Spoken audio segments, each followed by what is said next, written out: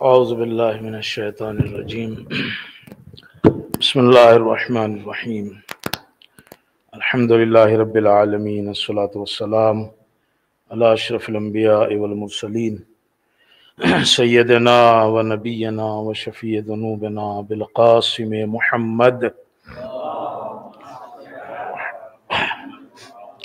وعلى آلہ الطیبین الطاہرین المعصومین المظلومین المنتخبین المنتجبین ولعنت اللہ علی اعدائہم اجمعین اما بعد فقد قال رسول اللہ صلی اللہ علیہ وآلہ وسلم اللہم صلی اللہ علیہ حب الدنیا راس کل خطیہ. صلوات پڑھ دیں محمد و آل محمد پر. صلی اللہ علیہ محمد و آل محمد.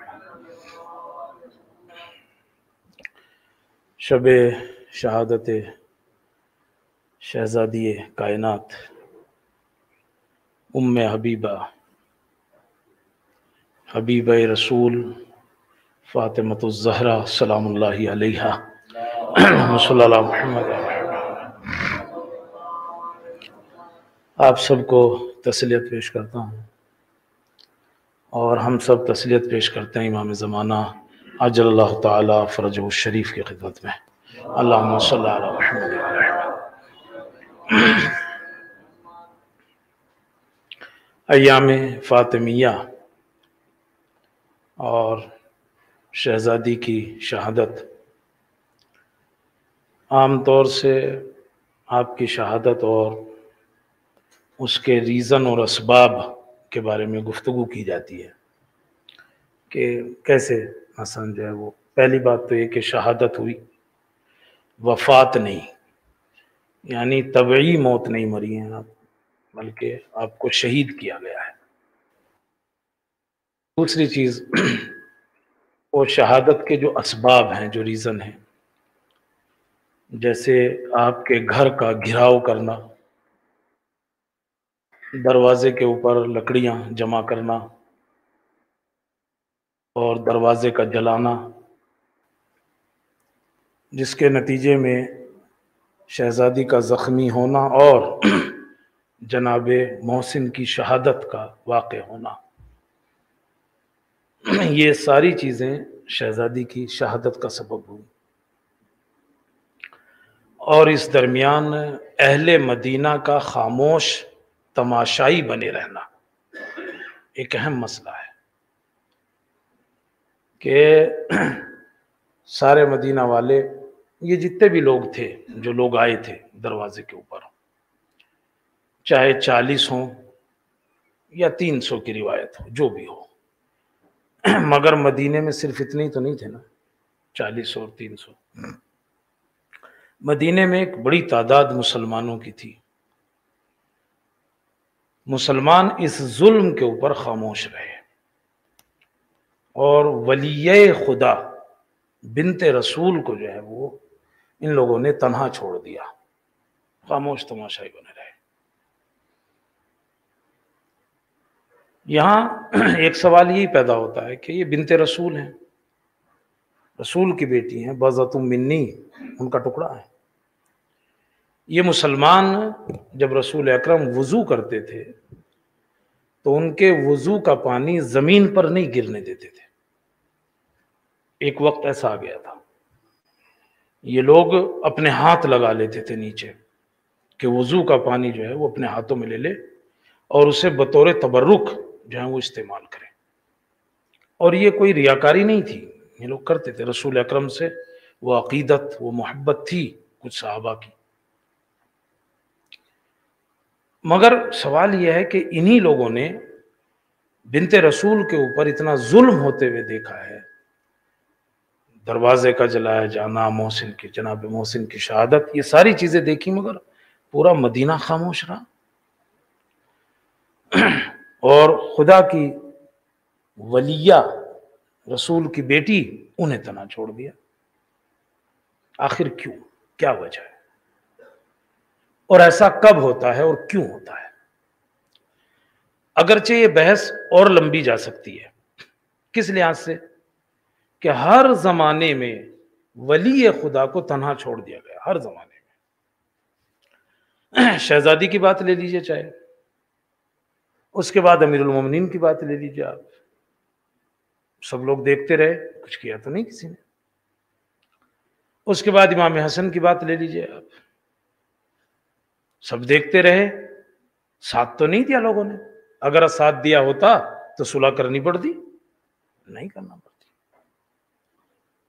اس کے بعد امام حسین کو دیکھ لیجئے آپ، ان کے زمانے کے لوگوں نے ان کا بھی ساتھ نہیں دیا، ولی خدا کو تنہا چھوڑ دیا۔ جبکہ کمال کی بات یہ ہے کہ لوگوں نے ان سے کبھی کوئی برائی نہیں دیکھی، اگر کچھ دیکھا ہے تو وہ صرف اور صرف اچھائی اور نیکی دیکھی ہے۔ بھئی ایسا بھی نہیں کہ ان سے کوئی برائی ایسی دیکھی ہو اور اس لیے آدمی جو ہے وہ انہیں تنہا چھوڑ رہا ہے، تو ان سے برائی بھی کچھ نہیں دیکھی کسی نے، سب نے اچھا ہی دیکھی ہے۔ اگر آپ امام حسین کی بات لے لیں کہ جن کے اوپر تاریخ کا سب سے بڑا ظلم ہوا، مسجد نبوی میں ایک آدمی آیا اور اس نے آ کے کہا کہ مدینے کا سب سے بڑا کریم کون ہے؟ تو لوگوں نے امام حسین کا نام لیا کہ وہ ہیں سب سے بڑے کریم۔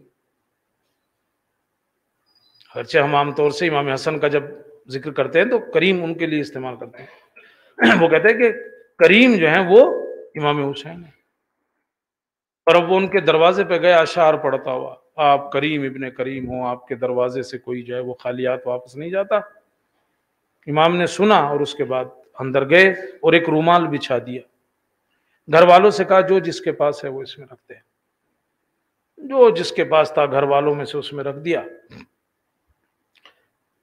امام حسین کے پاس جو نقد تھا وہ آپ نے رکھ دیا، اور اس کے بعد دروازے کے پیچھے ہی سے ہاتھ بڑھایا اور اس کو دیا، اور اشعار پڑھے کہ میں معذرت چاہتا ہوں، بس اتنا ہی ہے، یہ کم ہے، مجھے معاف کرنا۔ وہ رونے لگا۔ آپ نے کہا کیوں روتے ہو؟ میں نے تو کہہ دیا کہ بس اتنا ہی تھا جو تمہیں، معذرت چاہتا ہوں۔ اس نے کہا نہیں، اس لیے نہیں رو رہا ہوں کہ یہ کم ہے، آپ نے تو میری توقع سے کہیں زیادہ دیا، اس لیے رو رہا ہوں کہ ان ہاتھوں کو کیسے زمین میں دفن کیا جائے گا، یعنی آخر کیسے لوگ جو ہیں وہ ان کو، اتنے کریم کو، جو کریم ابن کریم ہے، اسے کیسے جو ہے وہ دفنائیں گے لوگ، ان ہاتھوں کو کون دفنائے گا؟ امام سجاد جب بنی اسد کی مدد سے لاشوں کو دفنا رہے تھے اور امام حسین کو دفنانے کی بات آئی تو بنی اسد کے ایک آدمی نے کہا امام سجاد سے، فرزند رسول، یہ امام کی پشت کے اوپر پرانے زخموں کے نشان ہیں، یہ کیسے زخم ہیں؟ یہ پرانے زخم لگتے ہیں، کٹے پڑے ہوئے ہیں۔ تو امام نے کہا کہ نہیں، یہ زخم نہیں ہے، یہ پرانے زخم نہیں ہے، اصل میں کیا ہے، میرا بابا ہر روز رات کو اپنی پشت کے اوپر جو ہے وہ روٹیوں کی ایک بوری لاد کے لے جایا کرتے تھے غریبوں اور مسکینوں کو دینے کے لیے، وہ اتنی وزنی ہوتی تھی کہ یہ اس کے نشان ہیں جو میرے بابا کی قبر کے، میرے بابا کی پشت کے اوپر جو پڑے ہوئے ہیں۔ سوال ذہن میں رکھیے گا، میں ذرا آگے جا رہا ہوں، صرف مقدمہ آپ کے سامنے رکھ رہا ہوں۔ کیا ہوا آخر کہ ولی خدا جو ہے وہ ہر زمانے میں اکیلا رہ گیا؟ شہزادی اکیلی رہ گئی، اہل مدینہ تماشائی بنے رہے، امیر المومنین اکیلے رہ گئے، اہل کوفہ تماشائی بنے رہے، امام حسن اکیلے رہ گئے، اہل مدینہ اور اہل کوفہ سب تماشائی بنے رہے، ولی خدا کو تنہا چھوڑ دیا لوگوں نے۔ وجہ کیا ہے؟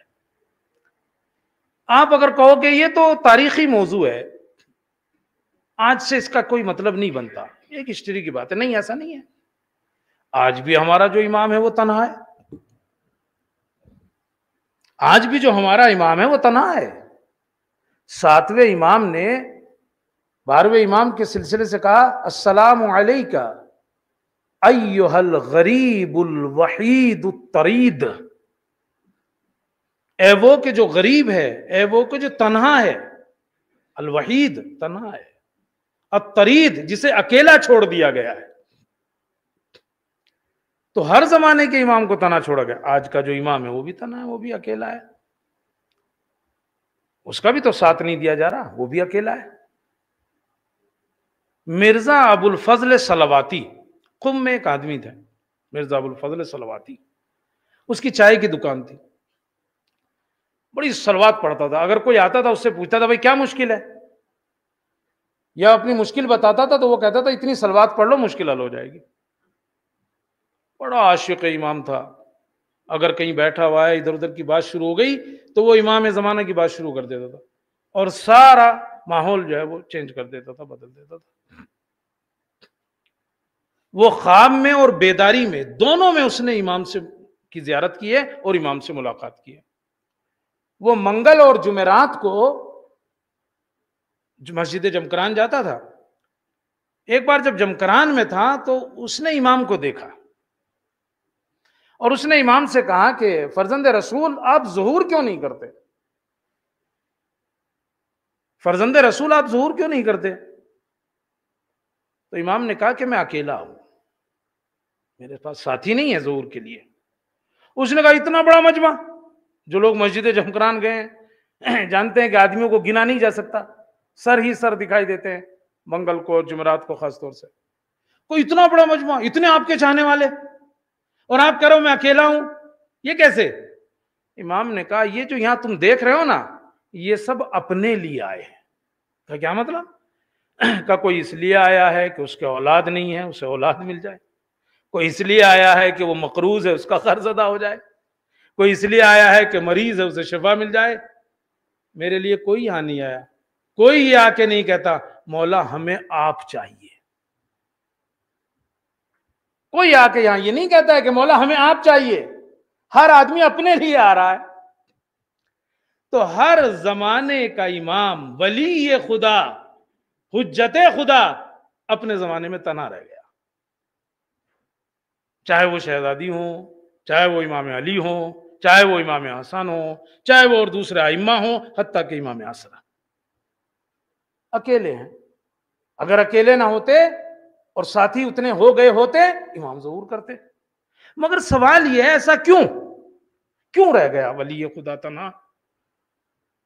اور آخر ہمارا بھی ایک امام ہے، ہم میں تو کہیں وہ چیز نہیں ہے کہ اس کی وجہ سے وہ بھی تنہا ہے.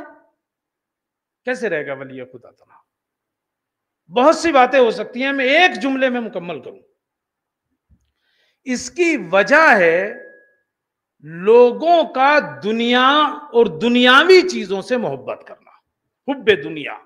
بس آپ سوال کر سکتے ہو تو کیا حب دنیا بری چیز ہے؟ آپ سوال کر سکتے ہو. دنیا اس کی محبت اگر امام کو اکیلا کر سکتی ہے، لوگ اس لیے اس محبت میں گھس گئے تو امام اکیلے ہو گئے، تو کیا حب دنیا بری چیز ہے؟ نہیں رکھنا چاہیے؟ نہیں، اس کا معیار قرآن نے دیا ہے. میں کس حد تک حب دنیا صحیح ہے اور کب غلط ہے، اس کا معیار جو ہے ہمیں قرآن نے دیا ہے. اور وہ کیا ہے؟ سورہ توبہ آیت نمبر 24. آیت تھوڑا لمبی ہے اور میں پڑھتے ہوئے بڑا ڈرتا ہوں بعض موقع پہ آیتوں کو، چونکہ میرے حافظ تو میں ہوں نہیں. آیتیں مجھے اچھی خاصی یاد ہیں، وہ الٹ پلٹ ہو جاتی ہیں، کہیں کی کہیں پہنچ جاتی ہیں. پھر مجھے ڈر لگتا ہے آن لائن بھی ہے کوئی سنے گا یار یہ جاہل آدمی سے قرآن نہیں پڑھنا آتا، وہ کہیں کا کہیں ہو جاتی ہے. قل ان کان آباؤکم وابناؤکم واخوانکم وازواجکم وعشیرتکم، اے میرے رسول ان سے کہہ دیجئے ان کان ابناؤکم تمہارے آبا و اجداد، اخوانکم تمہارے بھائی بہن، ٹھیک ہے، اور تمہارے قبیلے والے، عشیرتکم تمہاری ازواج، اور وہ مال اقترفتموہا وہ مال جو تم نے جمع کر رکھا ہے، وتجارت یخشون کسادہا اور تمہارا وہ بزنس جس کے کھو جانے سے تم ڈرتے ہو، جس کے نقصان سے. اب آپ دیکھو کتنی چیزیں گنا دی کہ یہ ساری چیزیں احب الیکم من اللہ ورسولہ. اگر یہ ساری چیزیں، ان تمام چیزوں کو اللہ اور رسول سے زیادہ دوست رکھتے ہو، فتربصوا تو اللہ کے عذاب کا انتظار کرو. تو معیار کیا ہے کہ ان چیزوں سے محبت بری نہیں ہے، لیکن اگر احب الیکم من اللہ ورسولہ، اگر یہ چیز اللہ اور رسول سے زیادہ محبوب ہو جائے تو معاملہ خراب ہے. اس کا مطلب کیا ہوا؟ محبت جو اوپر ہونی چاہیے وہ کون کس کی ہونی چاہیے؟ اللہ اور رسول کی ہونی چاہیے. ان چیزوں سے محبت بری نہیں ہے، مگر اگر اللہ اور رسول کی محبت سے اوپر چلی گئی تو معاملہ خراب ہو جائے گا. یعنی اگر ہم ان سے محبت اس لیے کریں چونکہ اللہ اور رسول نے ان سے محبت کرنے کو کہا ہے تو مسئلہ نہیں ہے. لیکن اگر ہم ان کی محبت زیادہ ہو جائے، اللہ اور رسول کی محبت کم ہو جائے، تو ولی خدا کسی بھی زمانے میں ہو اور کوئی بھی ہو وہ اکیلا رہ جائے گا. ولی خدا کوئی بھی ہو کسی بھی زمانے میں ہو اکیلا رہ جائے گا. چونکہ اگر ان سے زیادہ محبت ہو گئی تو اگر انہیں کہیں مال کی ضرورت پڑی تب ہم نہیں خرچ کریں گے. اگر ان کی محبت زیادہ ہو گئی، مال کی محبت زیادہ ہو گئی، تو پھر اگر انہیں مال کی ضرورت ہے تو ہم دیں گے نہیں. اگر انہیں جان کی ضرورت ہے تو ہم دیں گے نہیں. اگر کہیں بزنس ختم کرنے کی ضرورت ہے تو ہم کریں گے نہیں. احب الیکم من اللہ ورسولہ، اگر اللہ اور رسول سے زیادہ ان سے محبت ہو جائے تو ولی خدا تنہا رہ جائے گا. اور جب ولی خدا تنہا رہ جائے گا تو یہی ہوگا اس کے ساتھ. اور یہ جو محبتیں ہیں نا، محبت دنیا جب بڑھ جاتی ہے تو ہرس میں بدل جاتی ہے، لالچ میں بدل جاتی ہے، تکبر میں بدل جاتی ہے، کینے میں بدل جاتی ہے، بغض میں بدل جاتی ہے، اور آہستہ آہستہ انسان کے دل و دماغ میں جو ہے وہ جمع ہوتی رہتی ہے انسان کے نفس میں. اور جب یہ اکٹھی ہو جائے تو ولی خدا اکیلا رہ جائے گا. رسول اکرم کے پاس چند صحابی آئے اور انہوں نے آ کے کہا یا رسول اللہ نحنو نخاف من النفاق، ہمیں نفاق سے ڈر لگ رہا ہے، کہیں ایسا تو نہیں کہ ہم منافق ہیں؟ آپ نے کہا کیوں بھائی، ایسا کیوں تمہیں لگتا ہے؟ کہا یا رسول اللہ جب ہم آپ کے پاس بیٹھے ہوتے ہیں نا تو الگ ہی حالت ہوتی ہے، جب آپ کے بزم میں ہوتے ہیں تو اچھا لگتا ہے، بڑے اچھے معنویت ہوتی ہے، لیکن جب باہر جاتے ہیں آہستہ آہستہ وہ حالت ختم ہو جاتی ہے اور ہم پھر دنیاوی چیزوں میں لگ جاتے ہیں. تو کہیں ایسا تو نہیں کہ یہ نفاق ہو، آپ کے پاس کچھ، آپ سے باہر نکلے تو کچھ؟ رسول اکرم نے کہا نہیں، یہ نفاق نہیں ہے، ذاکا خطوات الشیطان، یہ جو ہے نا وہ نفاق نہیں ہے، اصل میں یہ شیطان ہے جو آہستہ آہستہ تمہیں وسوسے کرتا ہے. لیکن چونکہ جب تم میری محفل میں ہوتے ہو تو کر نہیں پاتا، یہاں داخل نہیں ہو پاتا، لیکن جب باہر نکلتے ہو تو وہ آہستہ آہستہ قدم قدم خطوات الشیطان، آہستہ آہستہ جو ہے وہ تمہارے اندر کر لیتا ہے، اور اس کے وسوسے جو ہیں وہ تمہیں پھر گمراہ کرنے پہ لگ جاتے ہیں. تو یہ جو برائیاں ہے نا حب دنیا والی، یہ آہستہ آہستہ شیطان کے وسوسے شروع ہوتے ہیں. اور آپ دیکھتے ہیں نا ماہ رمضان جب رہتا ہے الگ ہی معنویت ہوتی ہے، ماہ رمضان ختم ہوتا ہے تو الگ ہی مسئلہ شروع ہو جاتا ہے. تو یہ جو برائیاں ہیں نا یہ آہستہ آہستہ جو ہے وہ جمع ہوتی رہتی ہے، شروع سے نہیں ہوتا کوئی. شمر جنگ صفین میں امیر المومنین کی طرف سے لڑ رہا تھا. شمر اگر کوئی کربلا سے 20 سال پہلے شمر سے یہ کہتا کہ تو قاتل حسین بنے گا تو وہ مانتا یہ بات؟ اگر کوئی اس سے کہتا کہ بھائی تو قاتل حسین بنے گا، تو امام حسین کو قتل کرے گا، وہ مانتا یہ بات؟ تو کربلا کے جلادوں میں سے ہوگا، وہ مانتا یہ بات؟ کبھی نہیں مانتا. ہوا کیا مگر 20 سال بعد یہی شمر جو جنگ صفین میں مجروح ہوا ہے، زخمی ہوا ہے، اور کربلا میں جو ہے وہ امام حسین کا قاتل بن جاتا ہے. کہ برائیاں جو ہے نا یہ جمع ہوتی ہیں، جب حب دنیا جب آتی ہے ولی خدا تنہا رہ جاتا ہے، اور عالم یہ ہو جاتا ہے پھر امام علی کی طرف سے لڑ رہا ہے مگر جو ہے وہ ان کے فرزند کا قاتل ہو جاتا ہے کربلا میں. عبد الملک بن مروان بنی امیہ کا خلیفہ ہے، اتنا قرآن کی تلاوت کرتا تھا، اتنا مسجد میں وقت گزارتا تھا، اسے حمامت المسجد کہا جاتا تھا، مسجد کا کبوتر. اسی لیے تو میں کبھی کبھی کہتا ہوں نا بھائی، یہ جو مسجد میں بہت زیادہ دکھائی دے رہے ہیں ان پہ بالکل دھیان نہ کرنا تم. وہ حمامت المسجد اسے کہا جاتا تھا. اور جب بھی دیکھو قرآن پڑھ رہا ہے، تلاوت پڑھ رہا کر رہا ہے. اس کا جب ماں مرا اور اسے پتا چلا کہ اب خلیفہ تو بنے گا تو قرآن پڑھ رہا تھا. اس نے قرآن کو رکھا کہ ہاذا فراق بینی و بینک، بس ختم، تیرا میرا راستہ یہیں تک تھا، ختم، جاؤ۔ اور اس کے بعد ظالم ترین خلیفہ کہلایا ہے، ظالم ترین خلیفہ کہلایا ہے۔ اس کی بیوی نے کہا کہ تم شراب بھی پیتے ہو اور نماز بھی پڑھتے ہو۔ اس نے کہا شراب تو کچھ بھی نہیں، میں جب تک خون نہ پیوں مجھے مزہ نہیں آتا۔ اگرچہ پہلے اگر کوئی جانور یا کوئی مچھر بھی مجھ سے مر جائے تو مجھے تکلیف ہوتی تھی، لیکن ابھی اگر آدمی بھی مر جائے تو مجھے فرق نہیں پڑتا۔ عبد الملک بن مروان کے کارناموں میں سے ایک کارنامہ یہ ہے کہ اس کا گورنر جو ہے نا وہ حجاج بن ملک تھا۔ حجاج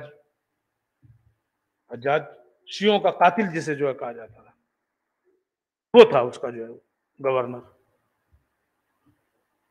تو کیا ہوا کہ ولی خدا کیوں تنہا رہ جاتا ہے؟ ولی خدا اس لیے تنہا ہو جاتا ہے کہ یہ چیزیں جو ہیں وہ آہستہ آہستہ جمع ہو جاتی ہیں، حب دنیا، اور جب حب دنیا جمع ہو جائے تو اس زمانے کا ولی خدا اکیلا رہ جاتا ہے اور پتہ بھی نہیں لگتا ہمارے اندر یہ چیزیں جمع ہو رہی ہیں۔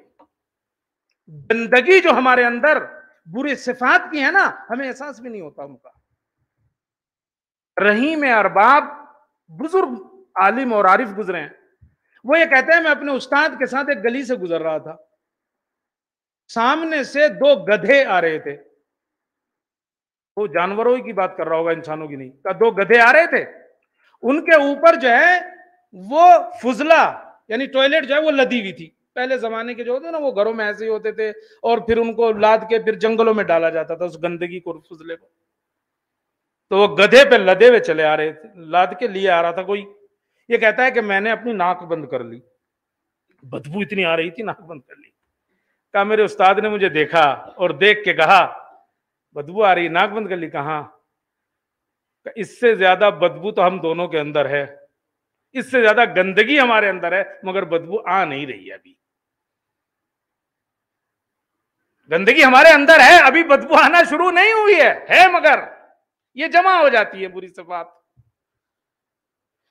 یہ رنگ کب دکھاتی ہے اپنا؟ بس سنیے میری بات، یہ رنگ کب دکھاتی ہے اپنا؟ کب یہ بدبو اٹھتی ہے؟ ویسے تو اوپر سے ظاہراً صاف ستھرا لگے گا، لیکن یہ بدبو جو ہے وہ یہ گندگی اندر ہے، بدبو کب دکھاتی ہے؟ ایک استاد نے ایک مثال دی ہے کہ جو گھروں میں حوض ہوتے ہیں جن کے اوپر چھت نہیں ہوتی، ان کے اوپر گندگی گرد و غبار آتا رہتا ہے، اور ایک وقت وہ آتا ہے وہ مٹی جو اس میں آتی ہے وہ نیچے چلی جاتی ہے، اوپر سے بالکل صاف رہتا ہے، نیچے مگر وہ کیچڑ ہوا رہتا ہے پورا۔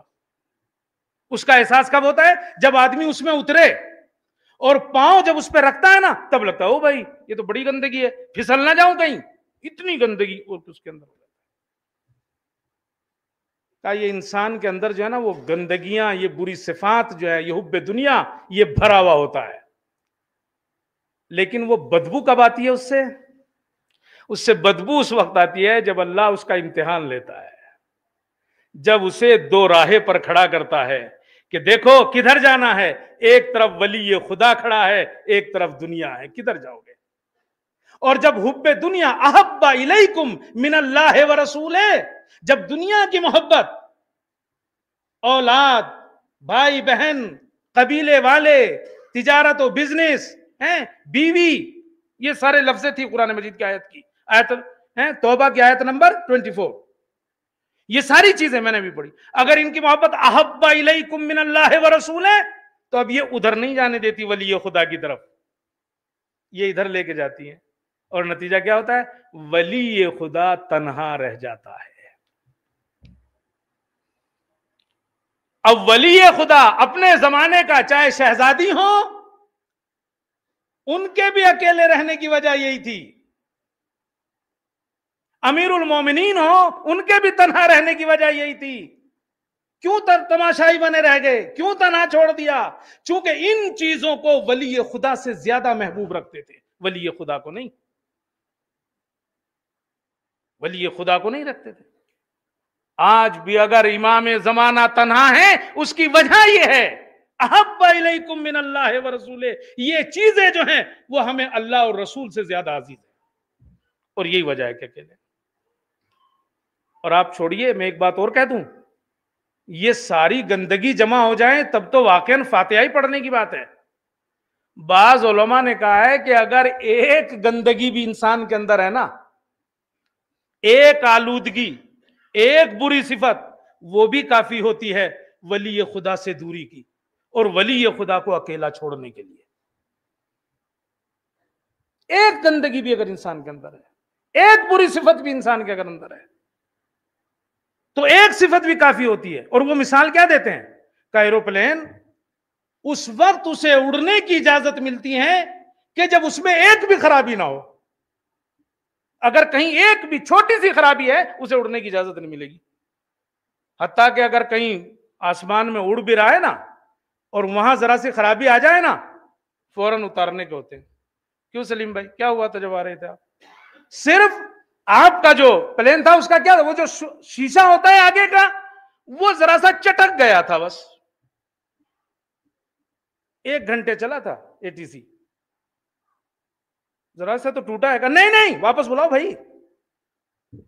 وہ کہتے ہیں کہ ساری گندگی جمع ہونے کی بات نہیں ہے، اگر انسان کے اندر ایک گندگی بھی جمع ہے تو وہ بھی سبب ہو سکتی ہے ولی خدا کو تنہا چھوڑنے کا۔ وہ بھی وجہ بن سکتی ہے کہ ولی خدا اپنے زمانے میں تنہا رہ جائے اور ایسا آدمی اس کا ساتھ نہ دے۔ شیطان ہزاروں سال فرشتوں میں رہا، خدا کے رازوں سے واقف تھا، الہی اسرار کو جانتا تھا، لیکن ایک بیماری پیدا ہو گئی اور ولی خدا تنہا ہو گیا، اور وہ کیا ہے؟ ابا واستکبرا، تکبر پیدا ہو گیا۔ ساری بیماریاں نہیں، ایک بیماری، ایک بری صفت۔ قابیل، کیوں حابیل اکیلے رہ گئے؟ ایک بیماری پیدا ہو گئی، حسد، ایک بیماری پیدا ہو گئی۔ زبیر، میں آپ کو تاریخ کی مثال دیتا ہوں۔ زبیر جانتے کن لوگوں میں سے؟ صدر اسلام میں جو جنگیں ہوئی ہیں وہ رسول اکرم کے ساتھ جنگوں میں شریک ہوتا تھا۔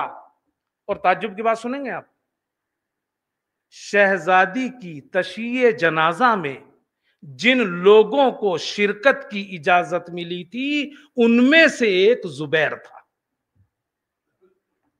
طلحہ اور زبیر۔ شہزادی کی تشییع جنازہ میں جن لوگوں کو شرکت کی اجازت ملی تھی ان میں سے ایک زبیر تھا۔ لیکن ہوا کیا؟ جنگ جمل میں امیر المومنین کے مقابلے پہ آ گیا۔ جنگ جمل جو ہوئی تو عائشہ کے ساتھ کون آیا؟ زبیر آیا، طلحہ آیا۔ اور کیا تھا یہ؟ 7 لوگ تھے باہر کے صرف جنہیں اجازت ملی تھی شہزادی کے جنازے میں شریک ہونے کی، 7 لوگ تھے بس، ان میں سے ایک زبیر تھا۔ اور بیماری کیا پیدا ہو گئی تھی؟ بیماری یہ پیدا ہو گئی تھی کہ مجھے دوسروں سے زیادہ حصہ چاہیے۔ امیر المومنین سے جو انبن ہوئی تھی وہ کیا تھی؟ وہ یہی تو تھی، ہمیں دوسروں سے زیادہ حصہ چاہیے، ہمیں فلاں جگہ کی گورنری چاہیے مثال کے طور پر۔ تو یہ جو ہمارے ذہن میں سوال آتا ہے نا کہ کیوں شہزادی اکیلی رہ گئیں، کیوں بنت رسول اپنے زمانے میں اکیلی رہ گئیں، کیوں اہل مدینہ خاموش تماشائی بنے رہے؟ انہوں نے تو دیکھا تھا شہزادی کے ساتھ رسول کا سلوک کیا ہے، کیوں رہ گئے؟ کیوں علی تنہا رہ گئے؟ کیوں حسن تنہا رہ گئے؟ کیوں حسین تنہا رہ گئے؟ کیوں امام زمانہ تنہا ہے؟ اس کی ایک وجہ یہ ہے، جب یہ ساری چیزیں قل ان کانا آباؤکم و ابناؤکم و اخوانکم و ازواجکم و عشیرتکم و تجارتن، اور تمہاری وہ تجارت، یخشون کسادہا، ڈرتے ہو جس میں نقصان سے، و مساکن ترضونہا، اور وہ گھر جسے تم پسند کرتے ہو، احب الیکم من اللہ و رسولہ، جب یہ چیزیں تمہیں اللہ اور اس کے رسول سے زیادہ پسند ہو جائے گی تو ولی خدا اکیلا رہ جائے گا، تو ولی خدا اکیلا رہ جائے گا۔ آج بھی ایک ولی موجود ہے، کیوں اکیلا ہے؟ اس کی وجہ یہی ہے، اس کی وجہ یہی ہے۔ اچھا اب سنو، پتہ نہیں آپ میرے ساتھ ہو کہ نہیں، دیکھ تو رہے ہو، پتہ نہیں ہو کہ نہیں، ایک صلوات پڑھو محمد والا۔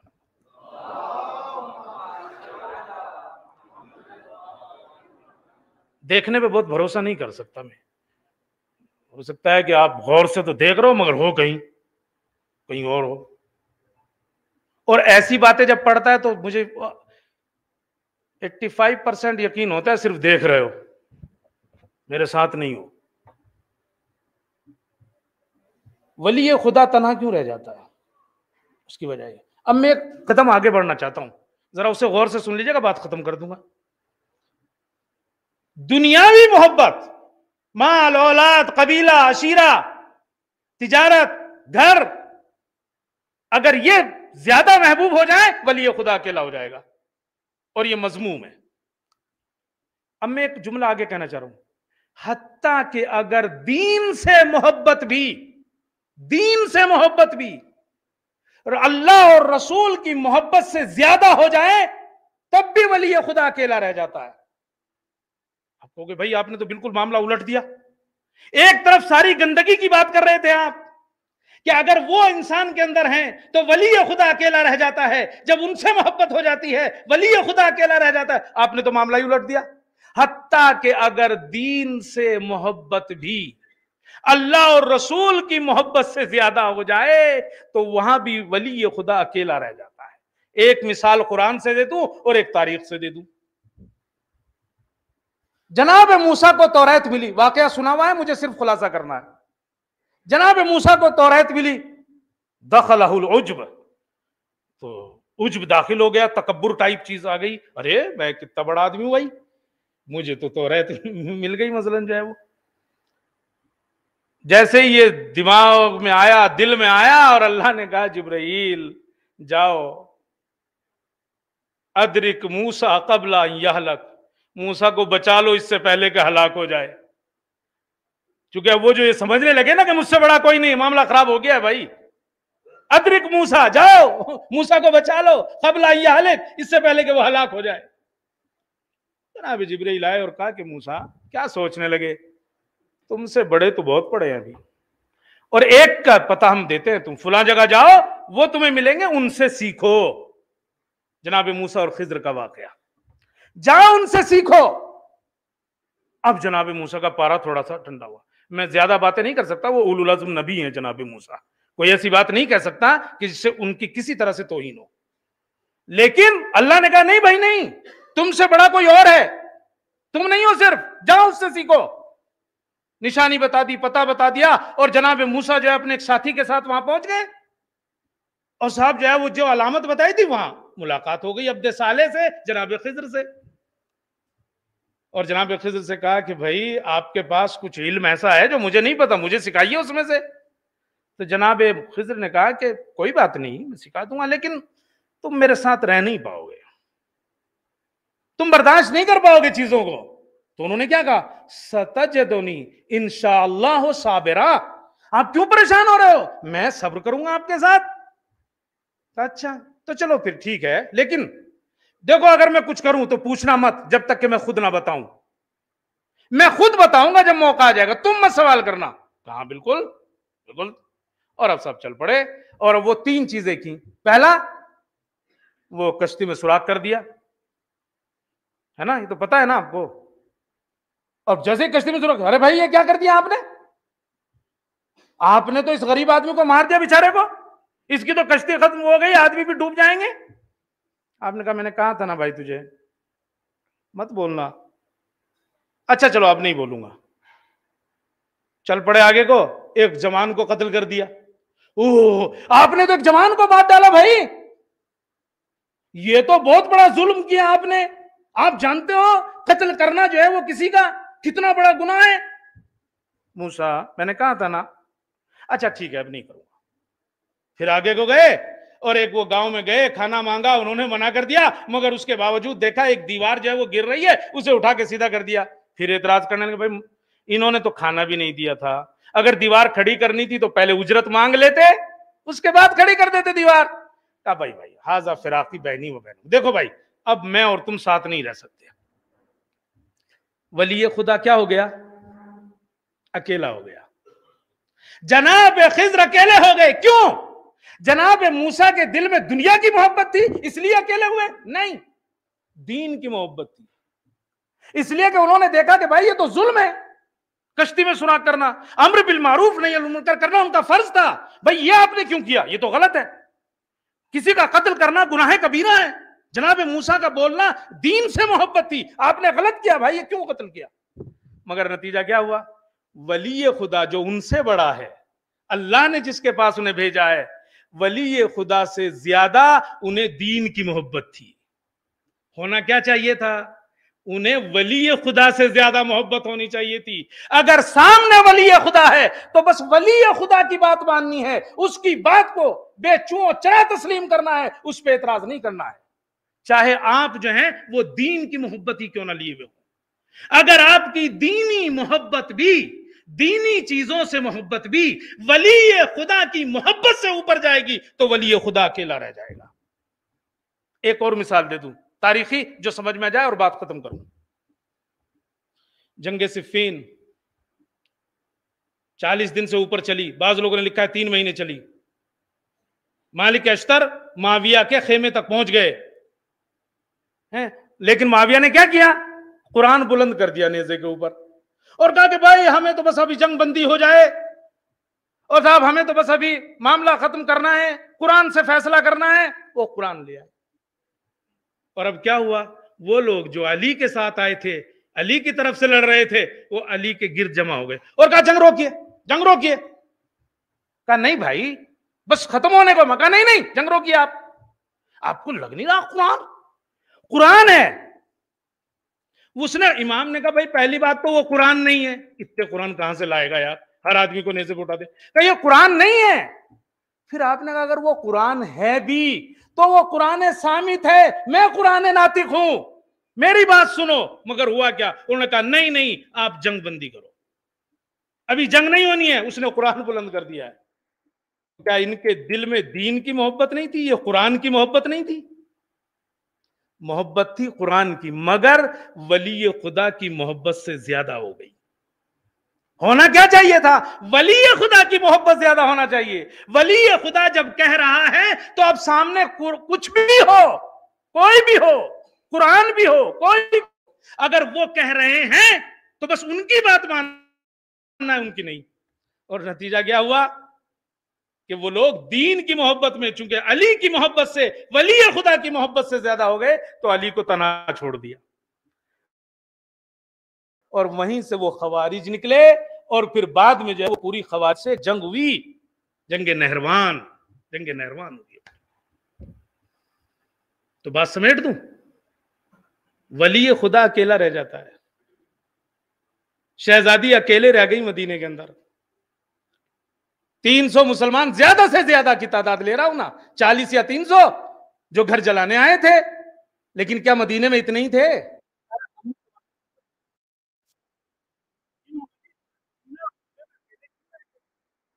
امام حسن کیوں اکیلے رہ گئے؟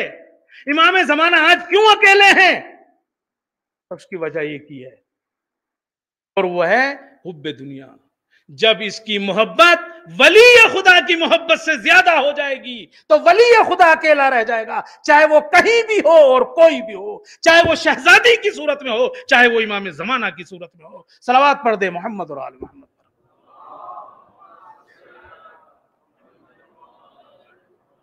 بس سمجھنے کی بات یہی ہے، جن لوگوں نے ان چیزوں کو نیچے رکھا اور ولی خدا کو اوپر رکھا، انہوں نے کبھی بھی ولی خدا کا ساتھ نہیں چھوڑا.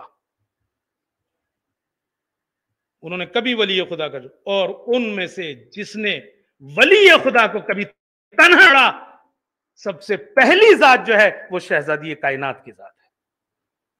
چلیے ایک صلوات پڑھ لیجئے. اللہم صلی اللہ علیہ وسلم. ولی خدا کو تنہا نہیں چھوڑا آپ نے، آپ کو دنیا نے اکیلا چھوڑ دیا، مگر شہزادی نے اپنے زمانے کے ولی کو اکیلا نہیں چھوڑا. علی تو ان کے بھی امام ہے نا، علی تو ان کے بھی ولی ہے نا، اکیلا نہیں چھوڑا. اپنے کلام سے بھی اور اپنے عمل سے بھی. محمود بن لبید کہتا ہے کہ میں جنگ احد میں گیا، وہ میدان احد میں گیا، شہزادی جناب حمزہ کی قبر کے پاس بیٹھی ہیں اور زور زور سے رو رہی ہیں. میں بھی رونے لگا. کچھ دیر شہزادی چپ ہوئی تو میں نے کہا شہزادی ایک سوال بڑے دنوں سے میرے دل میں چل رہا ہے، پوچھ لوں؟ کہاں پوچھو؟ کہا یہ تو بتائیے کیا رسول نے علی کو اپنے بعد کے لیے خلیفہ بنایا تھا؟ اللہ! ایک مرتبہ شہزادی نے کہا واجبا، بڑے تعجب کی بات ہے بھائی، انسیتم الغدیر، غدیر بھول گئے تم؟ واجبا انسیتم الغدیر، غدیر بھول گئے؟ مگر شاید اس کے ذہن میں یہی کچھ تھا جو ہمارے ہیں کہ مولا کے معنی کچھ اور ہوں گے، کچھ اور ہوں گے، کچھ اور ہوں گے۔ اس نے کہا نہیں شہزادی، یہ تو مجھے یاد ہے، لیکن میں یہ پوچھنا چاہتا ہوں کیا علی کے بارے میں رسول نے آپ سے اکیلے میں کچھ کہا ہے کہ وہ میرے بعد خلیفہ ہوں گے؟ شہزادی نے کہا میں اللہ کو گواہ بناتی ہوں، میرے بابا نے مجھ سے کہا ہے علی خیر، علی جو ہے وہ سب سے بہتر ہے، من اخلفہ فیکم، علی سب سے بہتر ہیں ان لوگوں میں کہ جن کے درمیان میں تمہیں چھوڑے جا رہا ہوں، یعنی کہ میں تمہارے درمیان میں سب سے بہتر جسے چھوڑے جا رہا ہوں وہ صرف علی ہیں۔ اگر تم نے ان کی اتباع کی، ان کی پیروی کی، کبھی گمراہ نہیں ہوگے، کبھی تمہارے درمیان اختلاف پیدا نہیں ہوگا، لیکن اگر تم نے ان کی پیروی نہیں کی تمہارے درمیان میں قیامت تک اختلاف رہے گا، یہاں تک کہ دو آدمی بھی ایک نہیں ہو پائیں گے۔ اس زمانے میں شہزادی کیا کہہ رہی ہیں؟ علی کی حمایت کر رہی ہیں، ولی خدا کو تنہا نہیں چھوڑ رہی ہیں شہزادی۔ اور آپ دیکھو قول کے لحاظ سے بھی اور عمل کے لحاظ سے بھی شہزادی، عملی لحاظ سے بھی 40 راتیں شہزادی امام علی کے ساتھ مدینے میں مہاجر و انصار کے گھروں پہ گئی ہیں، راتوں کو دروازہ کھٹکھٹایا، کون؟ بعض تو اندر سے جواب ہی نہیں دیتے تھے اگر سمجھ جاتے تھے کہ شہزادی اور علی، اور آپ کیا کہتی تھی کہ بھائی علی کی مدد کرو، ان کا حق غصب ہو گیا ہے، تمہیں پتا نہیں رسول نے انہیں غدیر میں جو ہے وہ مولا بنایا تھا، تم نے تو مولا کہہ کر انہیں سلام کیا تھا، تم نے تو مولا کہہ کر سلام کیا تھا انہیں، تم نے تو ان کے ہاتھ میں بیعت کی تھی۔ کوئی جواب نہیں آتا تھا۔ اور اس سے بڑا کیا ہوگا کہ شہزادی نے ولی خدا کی حمایت میں اپنی جان دے دی، شہزادی نے ولی خدا کی حمایت میں اپنی جان دے دی شہزادی نے۔ آپ دیکھو دروازے کے اوپر ہجوم، 30 آدمی لے لیجئے، آپ چھوڑ دو 300 آدمی، 40 لے لو، 30-40 جمع ہو گئے شہزادی کے دروازے پر، اور شہزادی جو ہے وہ دروازے پہ آ گئی۔ شہزادی کو لینے نہیں آئے تھے، علی کو لینے آئے تھے، یاد رکھیے گا، شہزادی کو لینے نہیں آئے تھے، علی کو لینے آئے تھے، لیکن شہزادی حامی ولایت تھیں، علی کے سامنے کھڑی ہو گئی، نہیں ہو سکتا۔ اور جب انہوں نے دیکھا کہ بھائی ان کے ہوتے ہوئے تو اندر نہیں جا سکتے، ان کے ہوتے ہوئے اندر نہیں جا سکتے، لکڑیاں منگا لی۔ میں نے کہا تھا نا پرسوں آپ سے جملہ ایک کہا تھا ڈرتے ڈرتے کہ میں نے یہ بھی سنا ہے اور یہ بھی پڑھا ہے کہ اتنی لکڑیاں منگائی تھی کہ اہل مدینہ نے بعد میں ان لکڑیوں کے اوپر کھانا بنایا تھا۔ اتنی لکڑیاں منگا لی تھی ان لوگوں نے، اور صاحب جو وہ کام گھر کو آگ لگا دیں گے۔ تو کسی نے کہا ارے بھائی اس میں حسن ہے، حسین ہے، شہزادی ہیں، تو کیا جواب ہے؟ انکان، کوئی بھی ہو ہمیں اس سے فرق نہیں پڑتا۔ مگر شہزادی جو ہے وہ کھڑی ہو گئی، اور عمر نے جو خط لکھا معاویہ کو اس میں اس کا تذکرہ کیا، اس نے وہ کہتا ہے کہ شہزادی دروازے کے پیچھے کھڑی تھی اور دروازے کو دونوں ہاتھوں سے تھامے ہوئی تھی، زور لگائے ہوئی تھی شہزادی۔ کہتا ہے کہ کیسے شہزادی کا زور ختم کیے؟ یہ کہتا ہے کنفس سے تازیانہ لیا، کنفس اس کا غلام تھا، کہتا ہے اس سے تازیانہ لیا اور شہزادی کے بازو کے اوپر مارا۔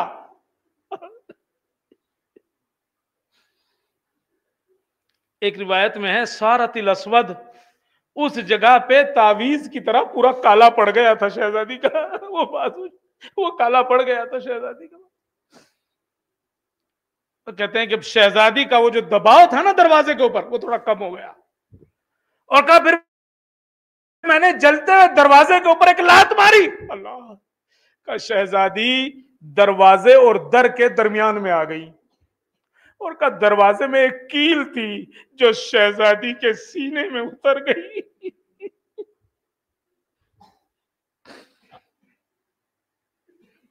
دروازے میں ایک کیل تھی کا جو شہزادی کے سینے میں اتر گئی. اللہ اکبر.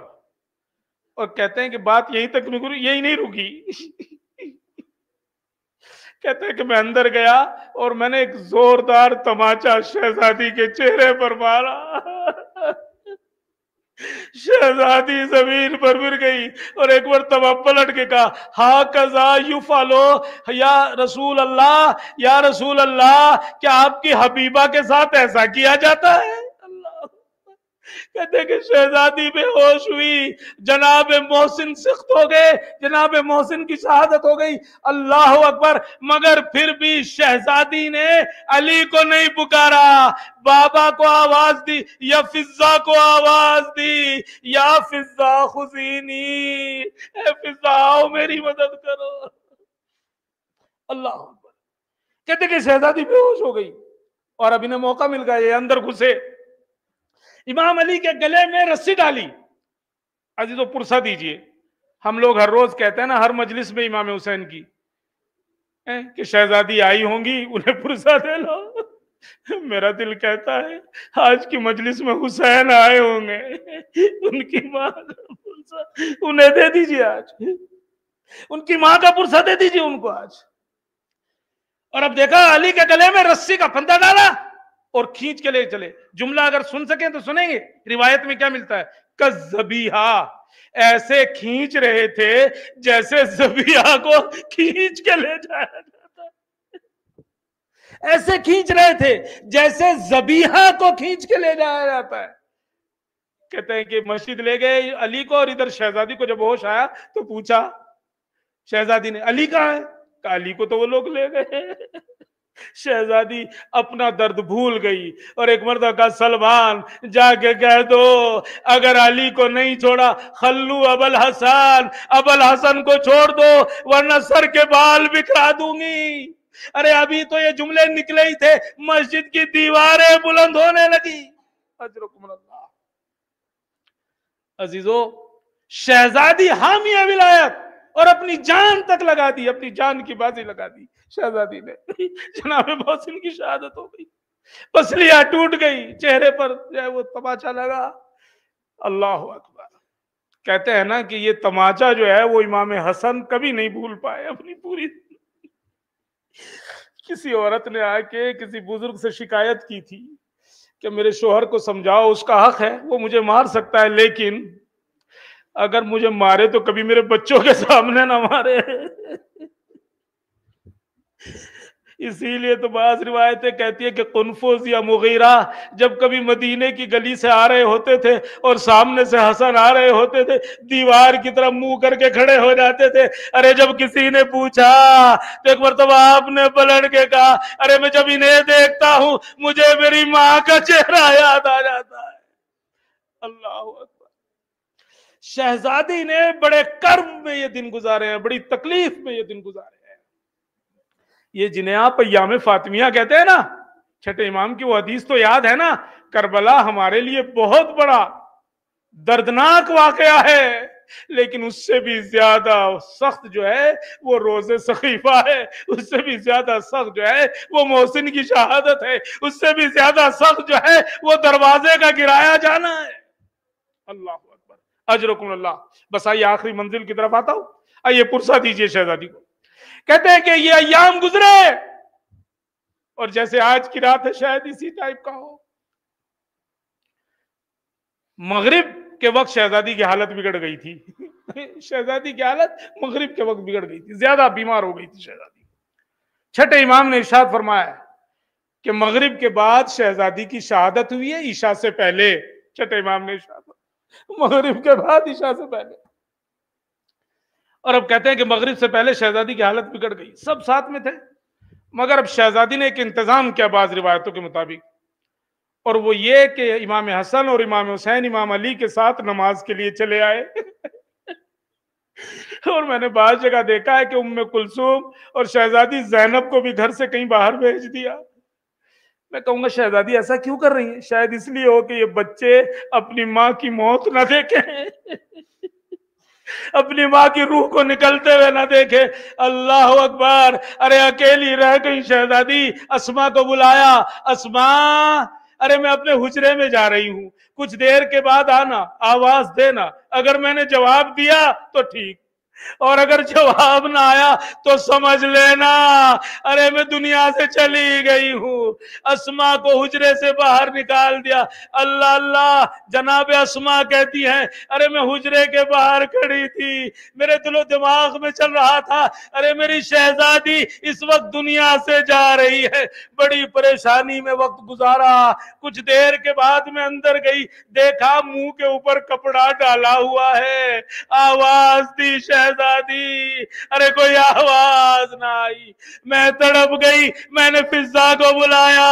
فضا، شہزادی اس دنیا سے چلی گئی. ارے اسی وقت حسنین علیہ السلام کے آنے کی آواز آئی. ایک مرتبہ میں جلدی سے باہر گئی. انہوں نے پوچھا ہماری اماں کہاں ہے؟ بیٹا وہ آرام کر رہی ہیں، جلدی جاؤ اپنے بابا کو بلا کے لاؤ. روایت کہتی ہے حسنین مسجد میں داخل ہوئے، قد ماتت امنا، بابا ہماری ماں مر گئی. قد ماتت امنا، بابا ہماری ماں مر گئی. اللہ اکبر. روایتیں یہ کہتی ہے غش علی علی وجہ، علی نے سنا اور منہ کے بل زمین پر گر گئے. گھر اور مسجد میں بہت فاصلہ نہیں تھا، لیکن روایتیں یہ کہتی ہیں کئی مرتبہ علی کا دامن آپ کی آبا میں اٹکا ہے. ارے ایک مرتبہ حجرے میں پہنچے، بچے شہزادی کے اوپر لپٹ گئے. آپ نے آواز دینا شروع کی، اے بنت رسول، آپ کو علی بلاتا ہے. کوئی آواز نہ آئی. اے دختر رسول، اے بزت الرسول، اے علی کی ساتھی، کوئی آواز نہ آئی. ایک مرتبہ شہزادی آپ کو علی ابن ابی طالب آواز دیتا ہے. روایتیں کہتی ہے کہ جیسے روح پلٹ آئی ہو. اور ایک مرتبہ شہزادی نے بس چند جملے کہے، یا علی غسلنی حنتنی غسلنی کفنی وتفنی باللیل. اے علی، ارے آپ ہی مجھے حنوط دینا، آپ ہی مجھے غسل دینا، آپ ہی مجھے کفن دینا، آپ ہی مجھے دفنانا. روایتیں کہتی ہیں امام علی نے غسل دینا شروع کیا. تنہا غسل دے رہے تھے. عزیزو روایت میں ملتا ہے شہزادی نے کہا تھا کپڑے کے اوپر سے غسل دینا. میں سوچنے لگا شہزادی نے کیوں کہا تھا کپڑے کے اوپر سے غسل دینا. شاید شہزادی نہیں چاہتی تھی علی کو زخموں کا پتہ چلے. میں کہوں گا شہزادی مگر علی بہت جب رو رہے تھے اور اسما نے پوچھا کیوں رو رہے ہیں تو آپ نے کہا تھا اسما شہزادی کی پسلیاں ٹوٹی ہوئی تھی مگر مجھے نہیں پتا. عزیزو جنازہ تیار ہوا. اے بچوں آؤ، ہلمو تصورو، جلدی آؤ اپنے ماں کی زیارت کر لو. بچے آ کے لپٹ گئے. امام حسین نے ایک مرتبہ آواز دی، مادر گرامی جب تک آپ نہ بلائیں گی میں نہ آؤں گا. ارے بندے کفن ٹوٹے، دو ہاتھ باہر نکلے، اے میرے حسین آؤ میرے پاس آؤ. عزیزو ایک مرتبہ امام لے گئے، آپ نے قبر پہ رکھا اور 3 جملے کہے. بس آخری بات ہے، 3 جملے کہے اور اس میں ایک جملہ یہ تھا وَأُخْلِصَتِ الزَّهْرَا، ارے مجھ سے زہرا کو چھین لیا گیا. میں کہوں گا یا علی آپ نے جملے کیوں کہے تھے؟ ارے کہا تم نہیں جانتے شہزادی کی پسلیاں ٹوٹی ہوئی تھی. شہزادی کو راتوں کو نیند نہیں آتی تھی، اس لیے کہ پسلیاں ٹوٹنے کی وجہ سے سانس لیتی تھی تب بھی تکلیف ہوتی تھی، ارے سانس چھوڑتی تھی تب بھی تکلیف ہوتی تھی. روایت میں ملتا ہے اپنے سر کو دیوار پہ رکھ دیتی تھی شاید کسی طرح سے نیند آ جائے. ارے شہزادی کل خیال ایسے ہو گئی تھی کہ بالکل سائے کی طرح، ارے شہزادی کی ہڈیاں گل گئی تھی، اسی لیے تو کہہ رہا ہوں اخلصت الزہرا، ارے زہرا کو مجھ سے چھین لیا گیا۔ ایک مرتبہ میرا دل کہتا ہے رسول سے کہا ہوگا جو امانت دی تھی صحیح و سالم نہیں ہے، ارے ان کی پسلیاں ٹوٹی ہوئی ہے، یا رسول اللہ آپ کے بعد جو ظلم ہوا ہے وہ اپنی بیٹی سے پوچھ لینا۔ انا للہ رزم بقضائی و تسلیم ماتم حسین۔